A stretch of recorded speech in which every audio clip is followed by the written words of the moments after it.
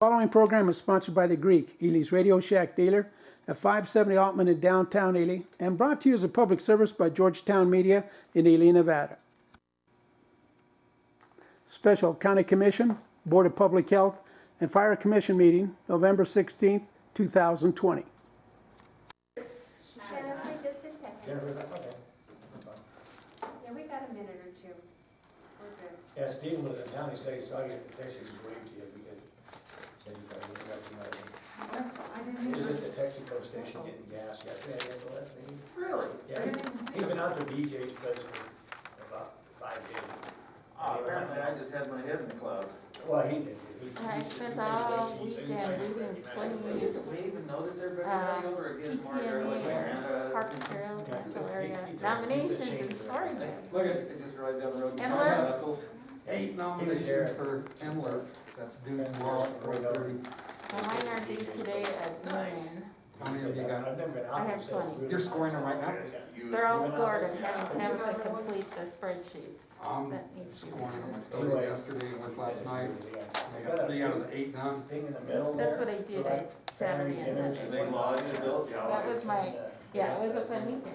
I took a day holiday, Uh-huh. That lodge is something, I don't know. I had 52 hours last week, or not a holiday, I worked a holiday. I I've never took been a up vacation there. on Thursday, Yeah. and ended up with 52 hours last week.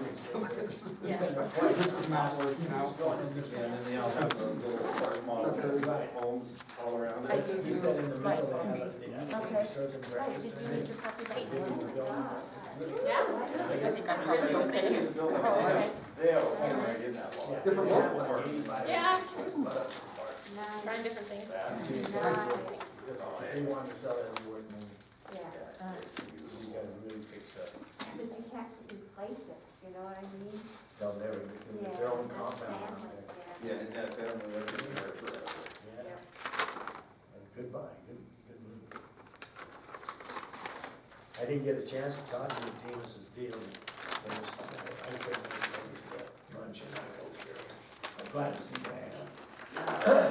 Thursday, she wasn't gonna come, and then she showed up, I got to talk to her for a few minutes. Yeah, she and I got to visit for quite a while, we visited for about a half hour. In the Copper Queen? Yeah, it's too cold out there for her, I'm glad it was short and sweet. Yeah, she's not looking so great. No, but like you say, it's So Karen, do you guys get Johnny back would on the cake? have better gone before her. Oh, I'm so glad. In the meeting, this meeting is being recorded. Are we ready, Jennifer? Almost. This didn't come up, so.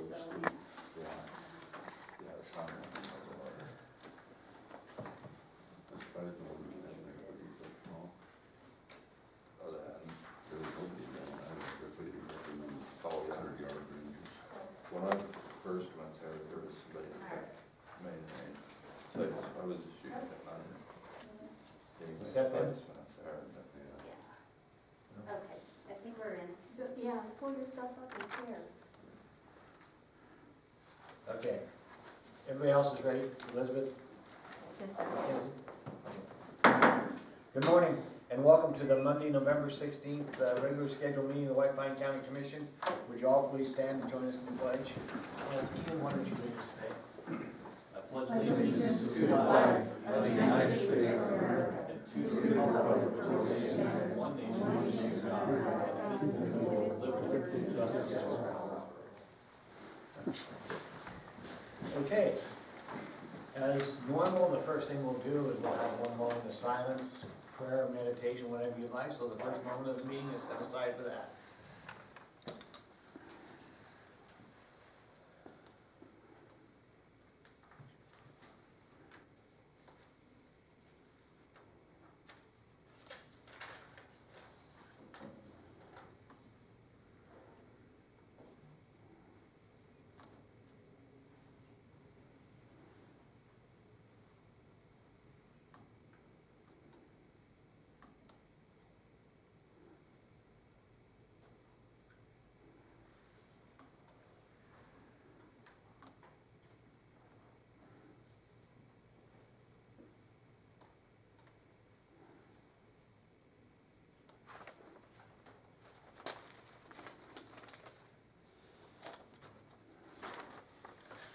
Okay, we'll move into the meeting, and the part of the meeting is for public comment. Is there any public comment on the phone?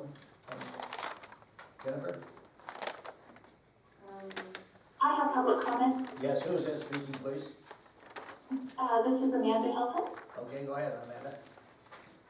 Good morning, Commissioners. For the record, I'm Amanda Hilton, General Manager at Robinson Mine. In the last 2 weeks, Robinson has seen the most COVID activity at the site since the pandemic began. Last week, we had 22 employees with active positive COVID cases, and at one point, we had an additional 40 employees who were out due to living with someone who had an active positive case or awaiting test results. That was a total of 62 people out. None of these absences were due to exposure at our site. We are very concerned about the increases in cases within our community, and if these increases don't slow down, we are at risk of making difficult decisions about our business. In March, we set the following priorities in this order. First, the health and safety of the Robinson team. Second, the health and safety of our community. And third, continuing safe operations at the site. At Robinson, we maintain strict COVID controls, including mandatory face coverings, social distancing, contact tracing cards, and an aggressive disinfecting campaign. These strict measures are important for us to minimize the risk of community spread at Robinson, not just for our community as a whole, but for the continuity of our business. While Robinson can mitigate the spread on-site, it is concerning that social events continue in our community, including large groups with no face coverings, and that there are organizations and businesses that continue to discount the risk of the virus. Please consider taking a more proactive position in regards to COVID to minimize the health and safety risks to our community and to protect the businesses that are working so hard to stay open through this pandemic. Thank you. Thank you for your comments. Is there anyone else on the phone that has public comment? Jennifer, you see anyone? No. Okay. Anyone in the audience, please come forward, state your name. My name is Tony Locke. I'm a lifelong resident of White Pine County and a past Public Works Director of White Pine County. My comments today are in regard to item 2B2, the canvass of the vote for the 2020 general election. I want to stress the intent of my comments are not to insinuate that there is anything done by our local election board officials. Nicole, I think they all do a great job, and I believe they probably perform to the utmost of their ability. And my question is in regards to whether or not the Dominion system was used in the White Pine County election. Dominion, and it was. In light of that system currently nationally has enough question around its ability to perform honestly that I would recommend or request that the commission look very deeply and thoroughly into that. I also want to register my displeasure with the methodology that the state threw upon us all with regard to being allowed to vote beyond election day by manner of mail. I do not believe that was constitutional. And subsequent to a discussion with our newly re-elected State Senator Pete Govashia, he expressed that he thought it would be very beneficial if the rural counties refused to ratify the vote in light of such circumstances. So I just want to register my opinion that I think that is the methodology by which the commission would best be serving the citizens of White Pine County to take that option into consideration. And with that said, I thank you for the opportunity to exercise my rights as citizens of this great nation and to express my views. Thank you for coming. Thank you. Any other public comment in the building? Anybody on the phone? George?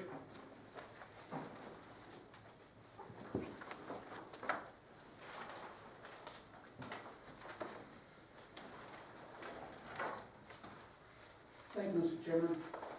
Mr. Chairman, for Sislak's Directive 424, Section 5, which states individuals not exempted by this directive or guidance issued by the state health response shall be required to cover their nose and mouth with a mask or face covering when in a public space, whether publicly owned or privately owned, where the public has access by right or invitation express or implied, whether by payment or money or not.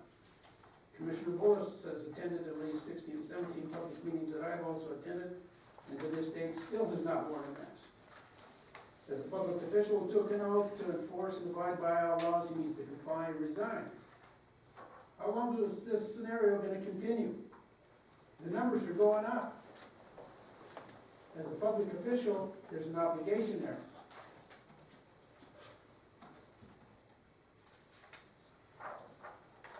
The rest of the commission has the same obligation, and you continue to enforce the law under color of law. We gotta stop this.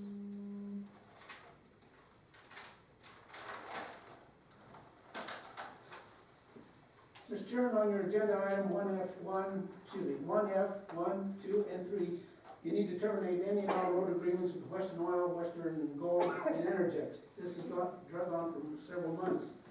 There's no credible sign of cooperation, and they are failing to maintain the roadway that they have disrupted. The contractor failed to maintain minimum standards and possibly did not care.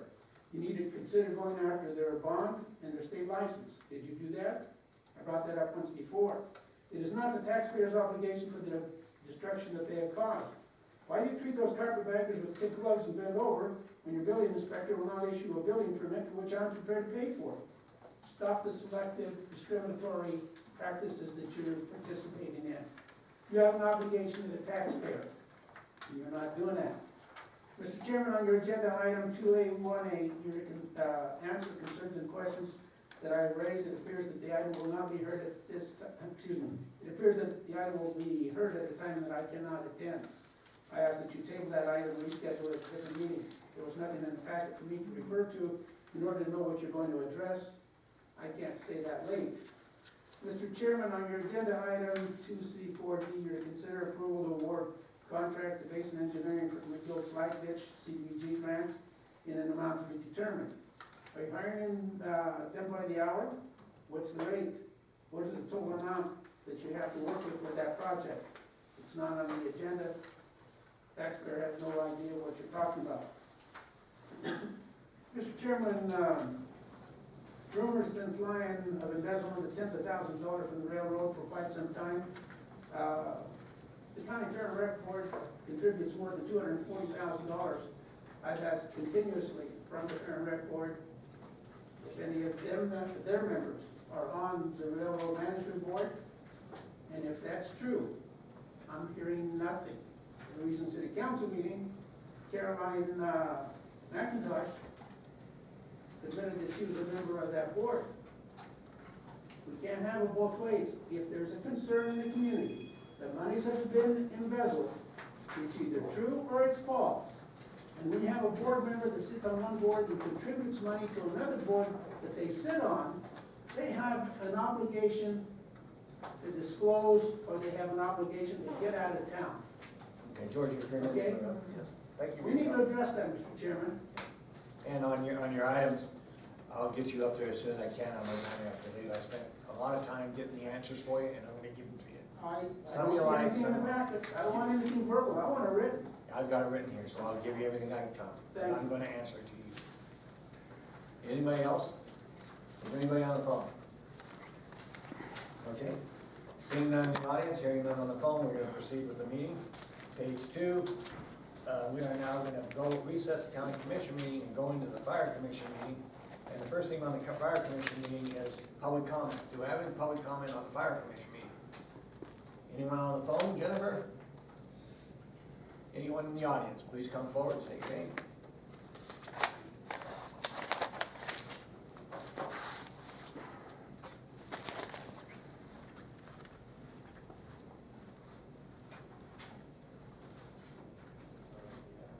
Thank you, Mr. Chairman.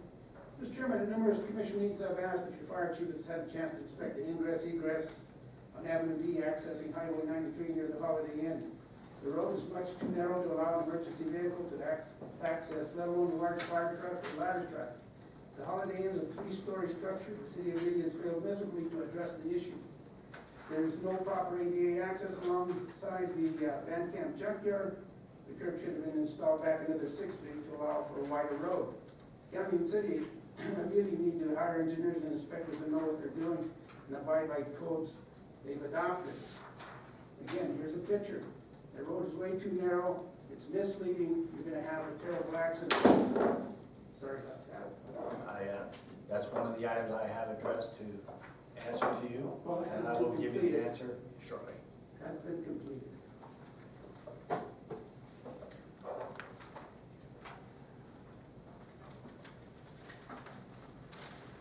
Mr. Chairman, on your agenda item 1A2, you're to consider contracting / training for the fire marshal inspection for new construction and renewals. I am adamantly against that. County needs that. An unbiased outside inspection source. Presently, you have too much selective enforcement codes as it is by locals. I have come before the commission, the city of Ely, numerous times asking, how many discrepancies do I have to bring before you do something about the building inspector who's selectively enforcing law under color of law? I told you numerous times that the biggest single detriment to growth in our city and county is the building inspector.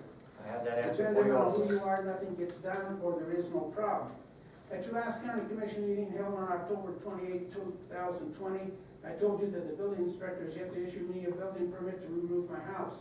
At the I have last that answer regional for you planning too, commission George. meeting held on October 21st, 2020, I informed Commissioner Carson, or I asked Commissioner Carson, I had the problem, and I told her that I had fixed the discrepancies. She didn't want to see them. Some of the commissioners are aware of the discrimination, and they must be stopped. I go to pay my fees and I'm refused because the inspector says I don't meet state NRS. Really? And the others do? I'm not blind. Some others may be, but I'm not. I want equal protection under the law. The state farm marshal's office will give fairness. The good old boys will not. That item needs to be scrapped. Thank you. Thank you. I'll give you those answers shortly. Is there anyone else? Hearing none and seeing none, we're going to proceed to the next item on the, it's on page 2, item A. 1A is a discussion, update on the fire district progress. Brett North Fire Chief and Pat Stewart, Ely Volunteer Fire Chief, please come forward. Good morning. Morning. Morning. Progress. Booth Fire Station project, the paving of the parking lot. I believe all they have left to do is the striping, and that project's done. The McGill restroom project is, when I talked to John O'Flaherty last week, he's shooting for the end of the month to have it done. He had some delays on the shower stalls. They were back ordered, so they were in Tuesday when I was over there. So progress is going forward on that. Started an EMT class that started last Tuesday. Out of Station 1, we've got REACH, AIR, MedX, city folks, county folks training on it. We got 25 students signed up, taking it so far. Vehicle extrication training will be held at Station 1 Saturday, the 21st, 9 a.m. That's with Ellen Curtis out of Salt Lake. And other than my notes, I think that's about it for the, unless you got questions. Anybody? Has the one paving started or? It hasn't yet, so Wright Brothers been pretty busy. Yeah. So, From our end, everything's been working great. We had a structure fire Wednesday morning. As soon as I knew we had an active structure fire, I requested assistance from McGill. McGill responded with an engine. They had 7 personnel. We had a personnel from Ruth and Lackawanna that assisted us on a structure fire here in Ely. So everybody worked great together. It was good. Brett had a lot of new guys on the department, so kind of some of their first fires, so they got to be able to get in and do some hands-on actual skills and training stuff that we did with them. We're still doing our weekly EMS meetings over Zoom with Lund and everybody being able to participate.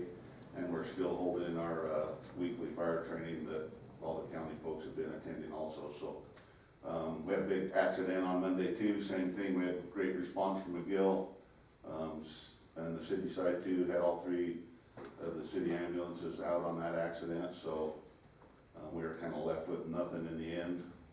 And we did have another call while we were all on that wreck, so we just handled it with staff that was in town, responded to the incident at the school and took care of things until we had an ambulance free up for it, so. And the city did just approve at this last meeting, we are purchasing an additional ambulance also to have, to put into the fleet, because it's just kind of, got one that's not reliable, and we're just kind of short-handed at the time. Thank you. Anybody got any questions of Pat? Great work, you guys, thank you so much. Fantastic. Thanks a lot for your Really, report. really good. Okay, with nothing else, we're gonna move on to item number 2. Item 2 is a discussion update on the progress on constructing training for fire marshal inspections for the new construction and renewal. Vice Chairman Travis, please give us a report. Yeah, I just wanted to touch base with Brett, and Brian's not here, but as far as just how that progress. It's all set up and ready to go, just when we get probably the 1st of December. Yeah. Well, actually, we're gonna start the inspection class for like Brett and our folks will probably start on right at the beginning of January. It's gonna be like $125 a person, just mainly for books. We'll get that class started. As far as the other portion you're talking about, I don't know where they're at on, I believe Brian was working on that, on trying to find a contractor to do the new construction, because basically the class we're gonna do would be go around and do existing businesses. You know, if Brett had a place in McGill that was gonna be doing a business license or received a complaint, can go in and do an inspection, but new construction is the one that's, I think they're looking at a contract company to follow up with on that. I believe we had one that we got out of Salt Lake area somewhere that he was gonna work with. Go ahead. So in the backup material, in regards to, is this an example of what we might be looking at with an interlocal agreement? I didn't see the back of them. I don't know where Brian's at on what he did with that. Brian's at on that, Okay, yeah. I think what they're trying to do is basically line up a contractor who will, it's gonna be it really won't be an interlocal agreement, because it'll be no cost to the city or the county. well, So what it's gonna be, it's gonna fast track people. They have the choice of waiting for the fire marshal to review their plans at just their normal costs that they send in the fees. But fire marshal, as you know, they're backlogged, they've only got 2 staff that are doing plans, so if they don't wanna wait the 6-8 months that it's gonna take the fire marshal to do it, they can pay this third-party company to review their plans and do everything and sign off on it so they can begin construction. It's gonna be the contractors who's gonna bear the cost of that, it won't be the city or the county. So it will be no financial impact to either entity. It's gonna basically come down on whoever the project is that's that needs to be pursuing that, inspected, that'll yeah. pay that fee if they don't wanna wait the time it's gonna take the fire marshal. And what we have in our backup then is they've used, I don't know, maybe Brian put this in here. It's an interstate interlocal contract between public agencies, between the state of Nevada, Department of Public Safety, State Fire Marshal Division. Yeah. And they're using Humboldt as an example. They have. So that's what it's gonna be, that's where it's gonna be. Yeah, so that's gonna be an agreement, Yeah. is what I'm talking about. Basically what it's kinda saying is we're gonna give the authority to, instead of going to the fire marshal, we'll let a third-party company review the plans and they'll sign off on it, cause they'll be the ones that have all the certifications and everything to stamp the plans in which the fire marshal will approve. Okay, So, basically a way to fast track some of these projects absolutely. without having to wait, you know, because like I say, the fire marshal's office now is so backlogged that it's crazy on everything, the training side, everything, they're just short-staffed and everything going on, the response from them is just slow at this time, so.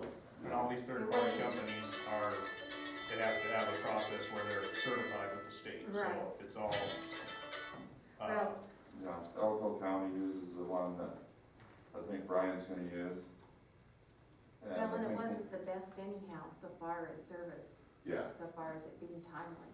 Yeah, so I think this will fast This track would be everything. good. yeah, it's just, cut some red tape and Yeah, it's gonna give them another option to streamline their project. We've seen so many new businesses that everything's set and ready, and then they sit and wait for 3, 4 months to get a fire marshal inspection and get things done so that they can actually open their doors. And they're losing money hand over fist while they're doing it, so I think it's. Well, and that's a the great thing, and then they're getting mad at the local entities, and it's totally out of our hands, it's way over our head, it's stuff that we're just not gonna sign off on or do. I mean, we don't got the expertise or the certification to do it, so I mean, it's, Wow. I mean, they're complaining at the wrong people when they are, you know, complaining at the local level when it's a state level that they gotta get the approval through. Anyone else got a question of either of the fire chiefs? Thank you for that, Paul, thank you, Paul. Thank you, guys. Appreciate you. Okay, we're gonna go on down to, item 3 on page 2. And this is, it's discussion for possible action, the approval of the monthly financial reports for October 2020. Elizabeth. Thank you, and the reports are in your backup documentation. I'm happy to answer any questions if you have them. Otherwise, I'd ask for your approval on them as presented. Any questions by anyone? Not, I'll look for a motion to approve. Motion to approve? Motion by Lori. Second by Travis. Any further discussion? That was Yeah. Ian, excuse me, Ian. Any further questions? All those in favor? Aye. Opposed? None? Passed unanimous. Okay, we'll go on to item 4, discussion for possible action, the approval of budget transfers within and between functions or programs within a fund that do not increase the total appropriation of the fund or adjust for approved grants/agency funds. Elizabeth? Thank you, and the only thing in here is just, we adjusted budget to reflect the USDA grant for the ambulance. Any questions by anyone on the commission? Hearing none, I'll ask for a motion to approve. Move to approve. Motion by Shane, Second. second by Ian. Any further discussion? All those in favor? Aye. Opposed, none, passed unanimous. Item 5. Item 5 is a discussion for possible action.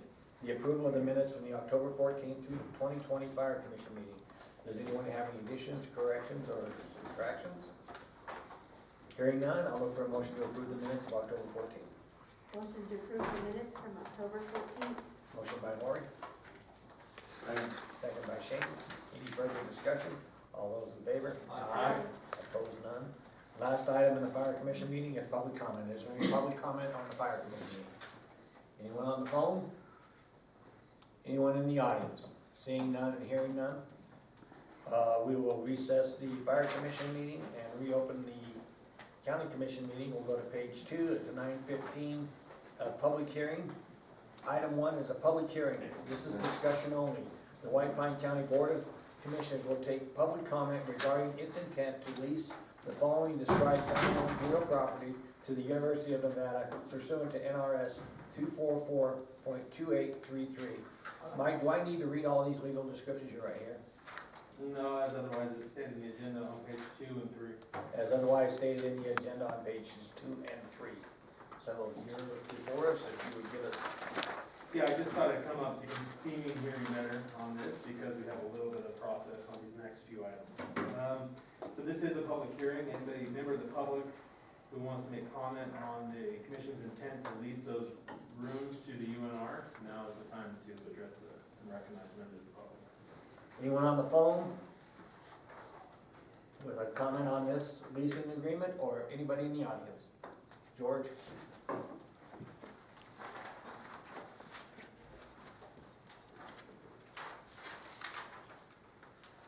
Thank you, Mr. Chairman. I'm in favor of you folks leasing this. The University of Nevada and the services they offer are much needed in this community.